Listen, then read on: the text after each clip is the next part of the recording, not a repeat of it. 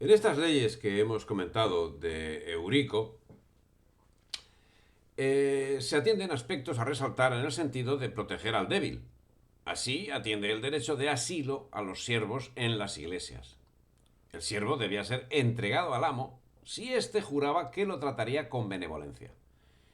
Y si el asilado era hombre libre, se castigaba con la muerte a quien violase el asilo. Otros aspectos a destacar en esta legislación era el derecho a la apelación, la creación de un registro de la propiedad, penas por incendio doloso y cuestiones de herencia. Una actividad, la legal, que hace de los visigodos claros seguidores de la civilización romana. En otro orden cercano de cosas, la vida económica de la España visigoda fue una continuación de la vida económica de los siglos del Bajo Imperio. Lo que más la caracteriza es el continuar con la situación deprimida que arranca en último término de la crisis económica que se abatía sobre el mundo romano, especialmente el occidental, desde el siglo III. La baja de la natalidad, a la que ya nos hemos referido, provocó un descenso de la demanda de productos agrícolas e industriales y ello aceleró el comienzo de la crisis. No vamos a culpar a la baja natalidad de todos los males, pero sí vamos a darle la importancia que tiene como acelerante de esos mismos males. Pero tendremos que mirar otro aspecto. ¿Qué provoca la baja natalidad?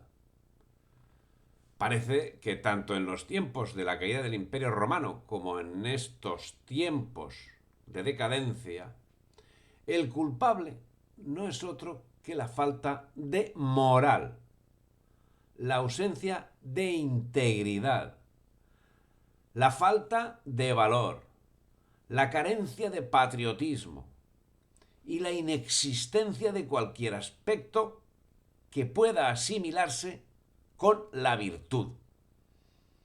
Y en definitiva, la sustitución de la inteligencia por la estupidez, de la inteligencia por la ocurrencia, de la filosofía por la certeza de los sofistas, de la nivelación a la baja en todos los campos, del cambio de posición de las virtudes respecto a los vicios, cuando el sentimiento de culpa en los virtuosos, el sentimiento de culpa en los virtuosos y presentando las virtudes como ofensas. Había también entre los godos, como en tiempo de los romanos, nobles y plebeyos, siervos y señores, patronos y libertos. Si bien los godos no abolieron absolutamente la esclavitud romana que hallaron establecida, la modificaron por lo menos y la mejoraron en su condición. La esclavitud pasó a ser servidumbre, que relativamente es un adelanto social. Había 4 clases de siervos: los idóneos, los viles, los natos y los mancipios. La diferencia en las dos primeras la constituía la mayor capacidad de los siervos y el empleo o ministerio más o menos elevado a que el Señor los destinaba. La ley cristiana de los godos hizo un bien inmenso con abolir el derecho que sobre la vida y el honor de los esclavos tenían los antiguos señores romanos. Como en otras ocasiones en la historia, fue el enemigo interior quien acabó con el imperio romano. Las ciudades eran abandonadas por los ejércitos y sistemáticamente eran ocupadas por los visigodos, que, por cierto, eran bien recibidos por el pueblo, harto como estaba de la corrupción en que había acabado el imperio.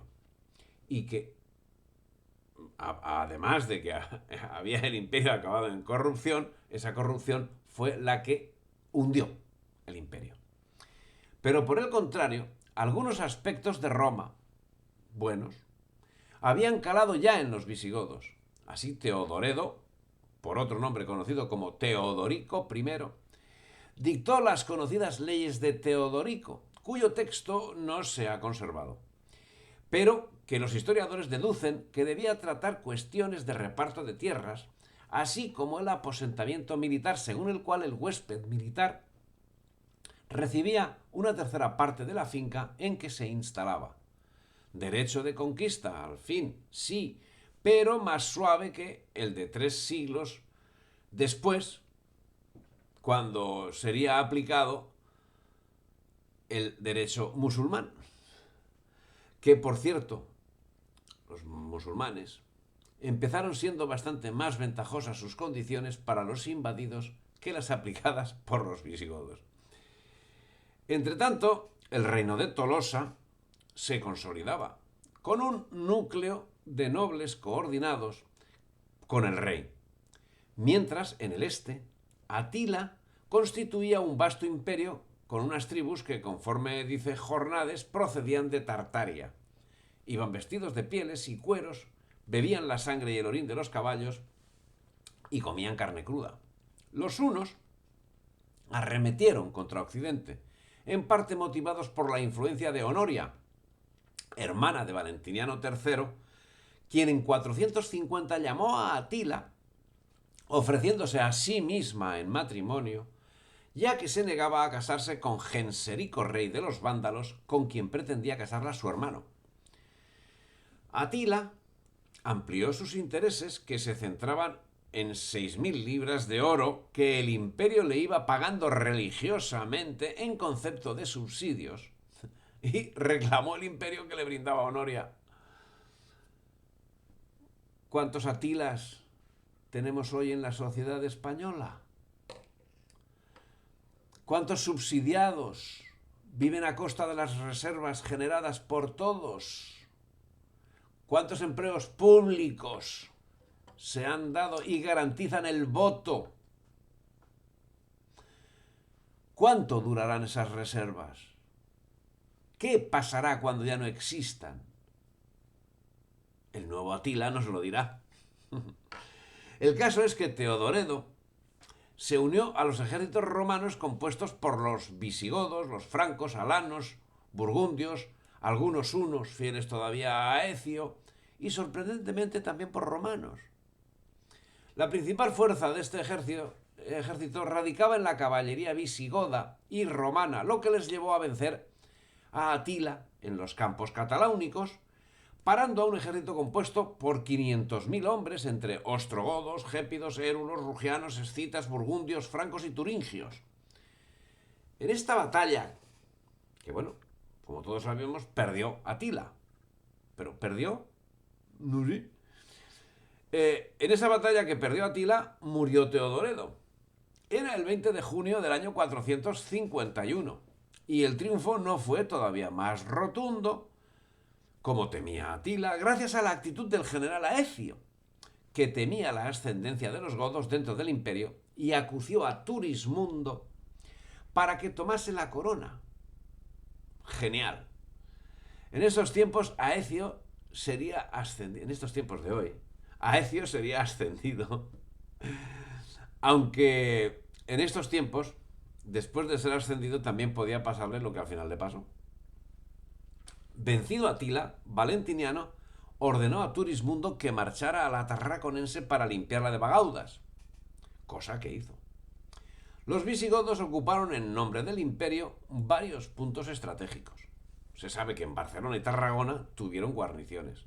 También las hubo en otros puntos del Valle del Ebro, como en Zaragoza y en Calahorra, apoyos sin los cuales era imposible controlar a los bagaudas.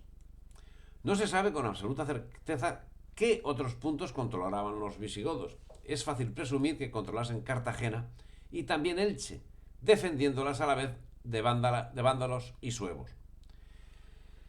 Bueno, el caso es que en el 455 era asesinado el emperador Valentiniano, en medio del caldo de intrigas en que nadaba la corte imperial, y en las que Valentiniano mandó asesinar a Aecio. Y le siguió un periodo de nuevas intrigas para acceder al cargo, donde los visigodos apoyaban a Avito frente a Petronio Máximo. Y se produjo una guerra entre godos y vándalos en Italia, de la que salieron vencedores los godos.